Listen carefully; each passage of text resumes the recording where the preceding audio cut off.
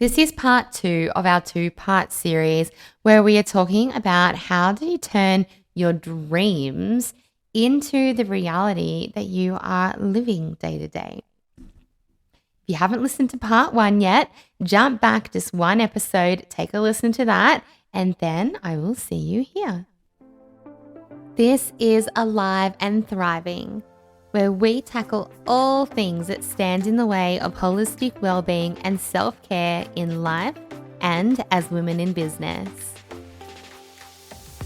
Join me for real and raw conversations and inspiring guests who are expert in their fields as we come back to life together, overcoming stress, anxiety, nourishing our mind, body, and emotions.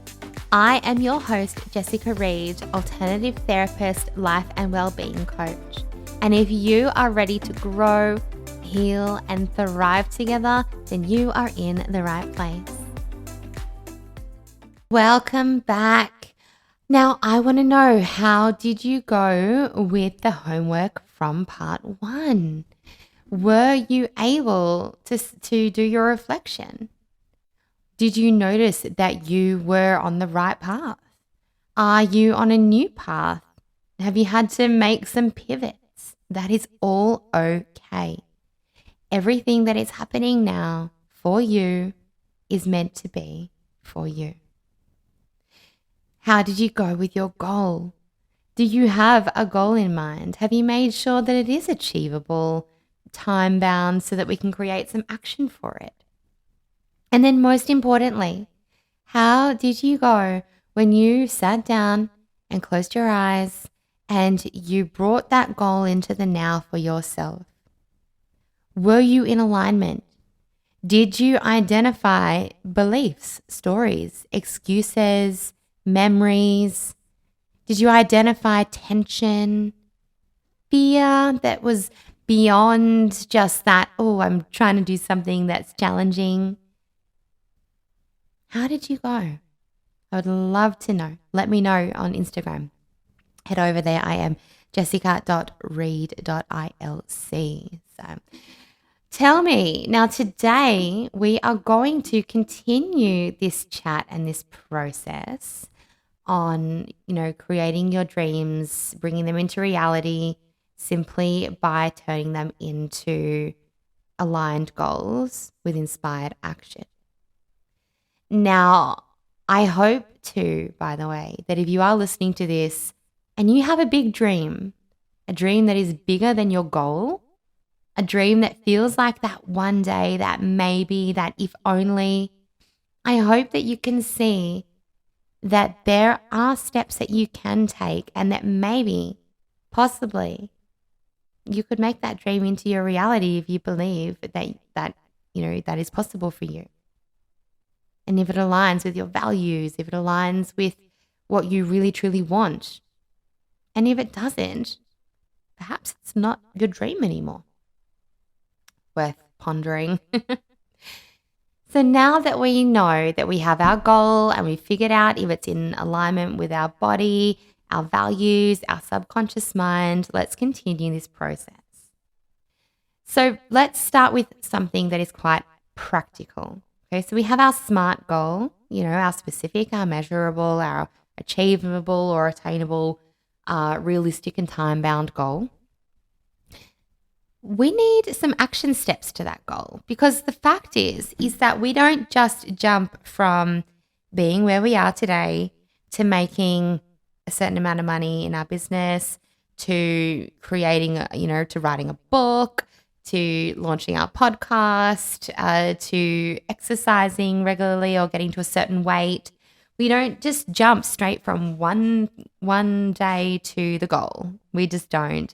That is not how manifesting works. That is not how any reality works. So although it would be amazing if I could click my fingers and be there already, my advice is to learn to enjoy the process. That was a big lesson for me. Learn to enjoy the process. Anywho, that's off track. The first thing you need to do when you have your goal and you know that it is all in alignment and you've identified the blocks and things that could be standing in your way is to create a roadmap. Now, the easiest way, or you could create a ladder, it could be like a ladder for you. And the easiest way to do this, I find, is to work backwards. So start at the goal, not at the now. Start at the goal. I have achieved a $10,000 month. So what would happen right before that? If you were to create a timeline, it could be, as I said, in the form of a roadmap or a ladder or just a timeline. What would you have achieved right before that? And then what would have been the step before that? And then what would have been the step before that? And as you work backwards, you are going to end up with a timeline, a ladder, or a roadmap for how to get from the now to your goal. And what you'll also find along the way are little things, little road stops or little, ladder steps that you pause at and you take action on. And from there, you go and you create actionable tasks for those steps. So you don't want to just look at your goal and just say, oh, I need to do this. I need to, I don't know. I made $10,000 because I launched this product or this service, and my step is to launch the service. Well, that's a great step on your thing, on your roadmap or your ladder, but it doesn't actually give you actionable tasks to make it happen.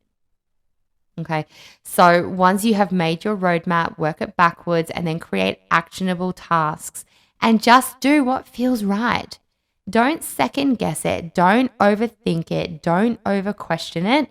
Do what instinctively feels right and always ask yourself, is this the simplest way that I could be doing this? That is something big that my mentor always says. What would it look like if it was easy? Well, what would it look like if it was easy? Don't overcomplicate it. Go with your intuition. Go with your gut. What is the next step? And also know that just because you have this action plan, this roadmap, it doesn't mean that you're not allowed to vary from it. This is a guide. This is a guide to get your mind looking into the future, for your mind to see that this is completely possible for you and there are things that you can do and follow to achieve these things that you want to achieve or live the life you want to live. This isn't a set in stone, drawn out in the concrete, never to be altered or differed from contract. This is a suggestion, a guide of how to get to where you want to go, not the only possible way. So just like when you're looking at your reflection, be prepared to pivot and reflect regularly, because sometimes the steps that you initially thought, you might have actually added an extra 10 in there and they're not necessary. Or you might have underestimated something and need to spend some more time in a certain place. And your goal may change slightly, and all of that is okay. So once we have that practical side down pat, then we come back into the energetic side of things and we want to really embody these goals. Now, what do I mean by that? There are a few things that you can do to embody your goals. And when I say embody them, I mean that with every sense of your being. First of all, you can create it in your mind like it's already happened. You may have heard me, or if you're a Thrive member, you've definitely heard me talk about creating a blueprint in your mind. If you did my well-being week, you would have noticed we started with a blueprint for your mind. And the reason that we do this is because if you can connect an emotion and see, smell, touch, taste, if you can bring all of your senses and create attach an emotion to what you want to happen, your mind does not know the difference between a perceived event and a real event. So if you have created it in your mind, then you are more likely to be looking for ways to make that happen, because in the eyes of your brain, it already has. So you can do this through visualizations. You might like to write a script and read it, or a story. Now that I am, and detail your goal and bring in all your senses. How does it look, feel, touch, smell, taste? What are you doing? Who are you seeing? So this is like life scripting, but for your goal. You may like to read that out loud to yourself. You may like to record yourself and play it back. You may like to create your own visualization and sit down and close your eyes and see it. Visualize it. You might like to do this through gratitude. I am so grateful now that I. So future pacing in the present. I'm so grateful now that I have this $10,000 month. I feel so. And how do you feel? You may like to do it through vision boards as well. Okay, so connecting, again, sparking emotion. Really important. And I'm not going to go too deep into vision boards, because I think I'd like to do a whole separate thing on that, on vision board creating. But really, really, really important when you're creating your vision board, not to just put generic words and pictures up.